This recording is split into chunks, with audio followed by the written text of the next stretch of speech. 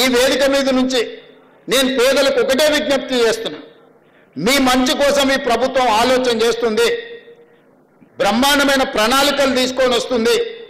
మూసీలో ఉన్న వాళ్ళు ఎవరు ఆందోళన చెందాల్సిన అవసరం లేదు. చెరువుల్లో, ఎఫ్టీఎల్లో, బఫర్ జోన్లో ఉన్న వాళ్ళు మిమ్మల్ని ఏ రకంగా ఆదుకోవాలనో ప్రభుత్వానికి సూచన చేయండి. ఈరోజు మీ దగ్గరకు వచ్చి కలిసి మీ సానుభూతి పొందాలను, లేకపోతే మిమ్మల్ని అడ్డం పెట్టుకొని వాళ్ళ ఆస్తులను కాపాడుకోవాలనుకుంటున్న వాళ్ళ కుట్రలను మీరు ఆలోచన చేయండి. వాళ్ళని కూర్చోబెట్టి అడగండి. నేను ప్రభుత్వ అధికారులను అక్కడికి పంపిస్తా. అక్కడ ఉన్న ఇండ్లున్న వాళ్ళను, ఇండ్లు కోల్పోతున్న వాళ్ళను, మూసీ రివర్ బెడ్లో ఉన్న వాళ్ళను, మూసీ బఫర్ జోన్లో ఉన్న వాళ్లకు మీరే అధికారులను కూర్చోబెట్టి ఏ నష్టపరిహారం ఇద్దామో సూచన చేయండి. అదే తీర్మానం అసెంబ్లీలో చేద్దాం. ముఖ్యంగా ఈటల రాజేందర్ గారికి, కేటీ రామారావు గారికి, హరీష్ రావు గారికి నేను సూచన చేస్తున్నాను. మీరు ముగ్గురు రాండి సెక్రటేరియట్. నేను మా ఉప ముఖ్యమంత్రి గారు కూర్చుంటాం. అధికారులు అందరినీ పిలిపిస్తా. ప్రణాళికలన్నీ ప్రజలకు చూపిద్దాం.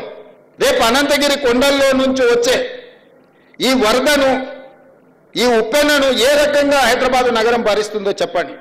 విషవాయువులుగా విషంగా మారి ఆ నల్గొండ ప్రజల విషాన్ని దిగమింగుకొని బతుకుతున్నారు. ఏ విధంగా నల్గొండను ఆదుకుందామో మీరు సూచన చేయండి. మూసీని సుందరీకరిస్తా, 1,50,000 కోట్లు ఖర్చు పెడతా అంటుండు ముఖ్యమంత్రి. ముఖ్యమంత్రికి ఒక ఆడపిల్ల లగ్గమైతే తులం బంగారం ఇచ్చేందుకు పైసలు లేవట. మీకు కోడలు పిల్లలకి ఇస్తాన్న పైసలు నెలకు 2,500 లేవట. ముసలోళ్ళకు పెన్షన్ పెంచుతందుకు పైసలు లేవట.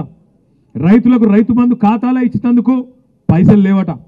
రుణమాఫీ చేసేందుకు పైసలు లేవట. వీటికి పైసలు లేవట. వీటికి మాత్రం పేదోళ్ళకి ఇచ్చే కాడికి మాత్రం పైసలు లేవు.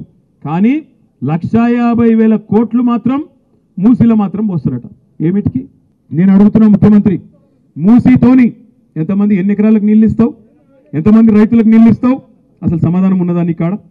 ఏమీ లేదు. ఏందో సుందరీకరిస్తా, ఏందో చేస్తా, ఏందో చేస్తా, ఏందో చేస్తా అంటే తప్ప ఏం చేస్తున్నా ఆయనకు కూడా తెలియదు. కేవలం కమిషన్ల పిచ్చి, కేవలం పైసలు దొబ్బేతందుకు. పేదవాళ్ళకి ఇస్తేనేమో పైసలు రావు. అదే పెద్దవాళ్ళకి ఇచ్చి, కాంట్రాక్టర్లకు ఇచ్చి బ్రహ్మాండంగా మూసీ పేరు మీద బ్యూటిఫికేషన్ కాదు, లూటిఫికేషన్ చేస్తే ఆ పైసలతోని మళ్ళా కాంగ్రెస్ పార్టీకి పెద్దోళ్ళకి డబ్బులు పంపి కుర్చీ కాపాడుకోవాలన్న ఆలోచన తప్ప వేరేదేం లేదు.